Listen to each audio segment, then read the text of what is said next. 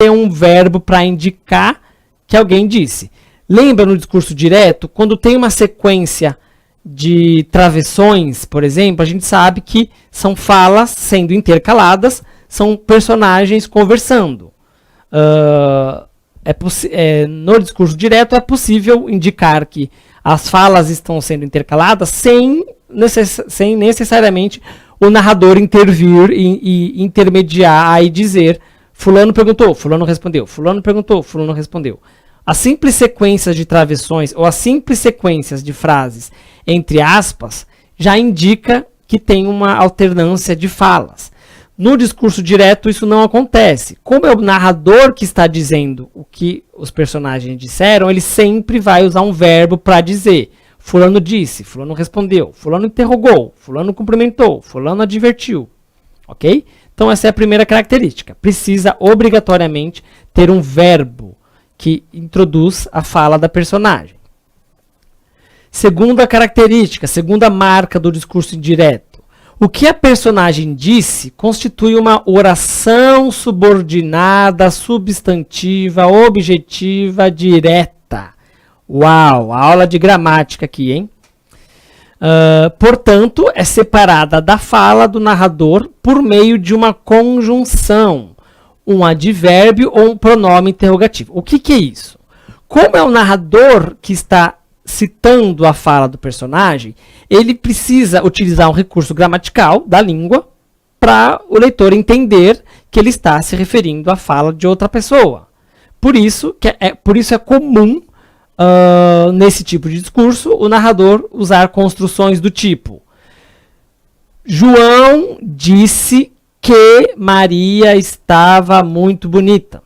Esse que é uma conjunção integrante, né? É uma conjunção que transforma tudo que vem depois dela num objeto direto. Né? João disse isso. O que é o isso? Que seria o complemento do verbo dizer. É o objeto direto do verbo dizer. João disse que Maria estava bonita. Que Maria estava bonita tem função de objeto direto do verbo dizer. Por isso que essa é uma marca do discurso indireto. Porque é assim que nós, falantes do português, nos referimos à fala de outra pessoa. O meu chefe disse que eu preciso estudar. O meu chefe disse para eu ir estudar. O meu chefe perguntou quem vai trabalhar. Então tem algumas palavras, conjunções, advérbios, pronomes interrogativos que nós utilizamos depois do verbo, que são palavras que introduzem uma oração subordinada à frase, à oração principal. Eu vou até escrever aqui, ó. Eu disse que vou embora. Ok? Ou faltou o oi aqui. Eu disse que vou embora. Ó, lembrando das aulas de gramática, né? Eu, sujeito, disse verbo. Verbo dizer é um verbo transitivo direto. Então, ele exige um objeto direto. Tudo isso daqui tem função de objeto direto. Eu poderia trocar esse que vou embora por isso, por exemplo. Para ficar nítido que tudo isso... Nossa, eu vou até apagar porque fiz meleca aqui. Isso, pronto.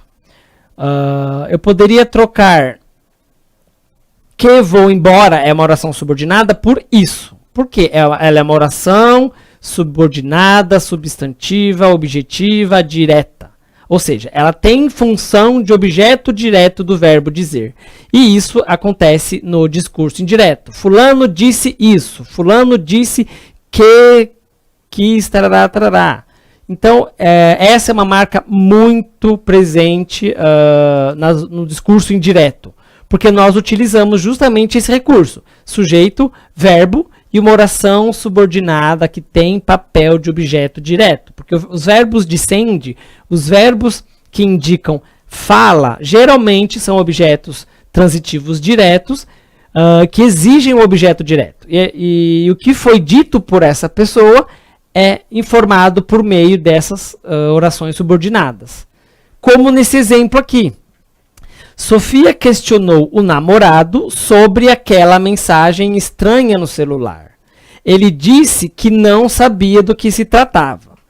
Deixa eu limpar aqui a tela para ficar mais bonitinho. Sofia questionou o namorado. Ó, tem o verbo de send aqui. Lembra, precisa ter o verbo. A gente sabe que a Sofia questionou alguma coisa. Ela questionou o namorado. Ela questionou sobre aquela mensagem estranha no celular. Ok? Tudo isso aqui diz pra gente o que é que a Sofia questionou. Mas veja que aqui, como é o discurso indireto, a palavra não está com a Sofia. Não está entre aspas nem depois do travessão. É o narrador dizendo pra gente que a Sofia questionou. Ok? A mesma coisa no segundo período. Ele disse que não sabia do que se tratava. Então, a mesma coisa. A gente sabe que ele, quem quer que seja o ele, a gente sabe que ele disse alguma coisa porque o narrador está dizendo pra gente. Ele disse... Vou pegar outra cor aqui. Ele disse que não sabia do que se tratava. Tudo isso aqui que está de vermelho é uma oração subordinada, substantiva, objetiva, direta. Porque ela tem função de objeto direto do verbo dizer. Ele disse isso. Ele disse que não sabia do que se tratava. Ok? Então, essa é uma outra marca do discurso indireto. Precisa ter o verbo de send sempre. Aqui, ó, questionou, disse, falou, interrogou, respondeu. E uma outra oração é introduzida como oração subordinada, substantiva, objetiva, direta, ou seja, tem papel de objeto direto sendo introduzida aí, ou por uma conjunção, ou advérbio, um pronome. Mas existe essa oração subordinada, porque a oração subordinada vai ser justamente o que a pessoa disse. A pessoa disse isso. A pessoa disse que não sabia do que se tratava. Ok? E, enfim, vamos para o terceiro tipo de discurso usado nos textos narrativos, que é o discurso indireto livre. A diferença desse é justamente essa... a diferença desse para o tipo de discurso anterior é a presença dessa palavrinha aí, livre. Ambos são discursos indiretos. Ambos são discursos em que o narrador que nos transmite o que foi falado pela personagem. São diferentes do discurso direto, que é o primeiro que a gente viu, que a fala da personagem é transposta literalmente. Os dois discursos, o indireto e o indireto livre, como o nome diz, são a fala das personagens, são apresentadas para o leitor por meio do narrador. O narrador não passa a palavra para o personagem. Ele é que fala o que é que a personagem disse. A diferença do anterior para esse é o que nós vamos ver agora. O anterior era discurso indireto, só. Esse é discurso indireto livre. Nesse, o discurso indireto livre é aquele em que o narrador tem por objetivo captar o universo interior da personagem. Aí está a questão chave. A gente fica sabendo, por meio do narrador, o que se passa, o que o narrador, o que o personagem pensa, o que ele está sentindo. E a gente fica sabendo disso pelo narrador, não pelo próprio personagem. Porque está escrito aí, ó. O narrador tem por objetivo de captar o universo interior da personagem e ele transcreve em sua fala, ou seja, na própria dele mesmo, o narrador, ele vai transcrever uma fala da personagem, ou um pensamento, ou uma reflexão, ou uma indagação, ou qualquer outra reflexão que a personagem tem, mas isso está sendo transposta para o leitor por meio da fala do narrador. Ok? Então, essa é a diferença em relação ao discurso indireto sem ser livre. O discurso indireto, o narrador apenas transmite o que o personagem disse. Aqui no discurso indireto livre, além de dizer o que o personagem disse, ele capta o universo interior, o que o personagem está sentindo, o que ele está pensando, sobre o que ele está refletindo, sobre o que ele está se indagando. E tudo isso na fala do narrador, sem passar a palavra diretamente para o personagem, sem usar aspas, sem usar travessão. Vamos ver no exemplo, porque esse é o tipo em que as pessoas, tipo de discurso em que as pessoas mais têm dificuldade de identificar, né? Identificar o direto, o discurso direto. O discurso indireto é mais simplesinho. Agora o discurso direto livre é um pouquinho mais complicado. Então vamos ao exemplo. A jovem moça caminhava, pensativa. Valeria a pena jogar tudo pro alto? Desistir de tudo? Não. Certamente não valeria. A cada passo, uma nova indagação. O caminho era menos importante do que a decisão que tinha que tomar. Perceba que nesse trecho só consta a fala do narrador. Porque não tem, de novo, nem 2 pontos aspas, nem 2 pontos travessão. Para dizer, olha, agora quem fala é o personagem. Depois que acaba a fala, volta a fala para o narrador. Não. É tudo fala do narrador. Não tem aspas, não tem travessão. Mas, se nós lermos com atenção, a gente vê que o narrador está falando de uma jovem moça e dentro da fala do narrador tem pensamentos que não são do narrador, são da jovem moça. Esse questionamento aqui, vou colocar de outra cor. Esse questionamento aqui, ó. Valeria a pena jogar tudo pro alto? Perceba que é uma pergunta, tem um ponto de interrogação aqui.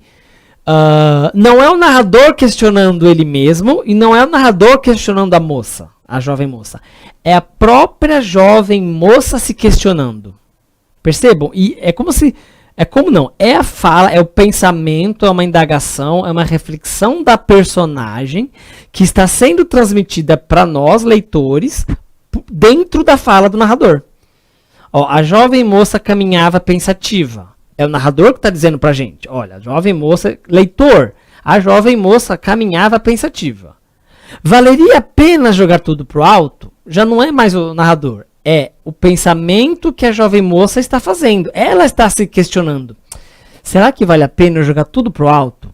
Desistir de tudo? Não, certamente não valeria. Percebam, não é o que precisa ficar claro que esse questionamento, essa indagação, não é uma indagação do narrador. É uma indagação da personagem, da jovem moça. Só que aqui, nesse tipo de discurso utilizado pelo narrador, ele não passa a bola para personagem. Ele não fala assim, olha, aí a jovem moça pensou, 2 pontos, travessão. Valeria jogar pro alto? Não. Ele inclui na própria fala dele, ó, tem um ponto final só que separa a fala dele e a fala da personagem. Tá tudo junto na fala dele. Mas a gente percebe que é um questionamento, uma indagação da personagem, não é do narrador. Por isso que é discurso indireto livre, porque é indireto e ainda o narrador tomou a liberdade, vamos dizer assim, para ficar mais fácil de entender, o narrador tomou a liberdade de colocar na fala dele um pensamento, né? Lembra que a gente falou de universo interior? Uma reflexão que é da personagem, não é dele, mas está incluída ali no bololô da fala dele. Continuando, a cada passo uma nova indagação.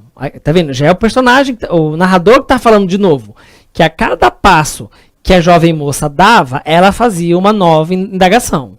O caminho era menos importante do que a decisão que tinha que tomar. Tudo isso aqui é fala do narrador de novo. Somente esse trecho aqui, que é um questionamento, é que se trata da fala da personagem. Valeria a pena jogar tudo pro alto? Desistir de tudo? Não, certamente não valeria. Isso é fala da personagem. Todo o resto que está fora desse trecho que eu contornei de azul é fala do narrador. O que está dentro do azul é fala da personagem. Mas perceba que está tudo junto na sequência da fala do narrador. A gente é que tem que prestar atenção e perceber que não é fala do narrador. É uma reflexão interna da personagem. É uma indagação que a personagem está fazendo, que o narrador passou para a gente, transmitiu para a gente de forma indireta, tomando a liberdade aí de transpor os questionamentos, as indagações no meio da fala dele. Mas a fala não é do narrador, é da personagem. Ok? Vamos fazer mais um intervalo, vai tomar um café rapidinho, que na volta a gente vê mais exemplos de discurso indireto livre, ok? Até já já.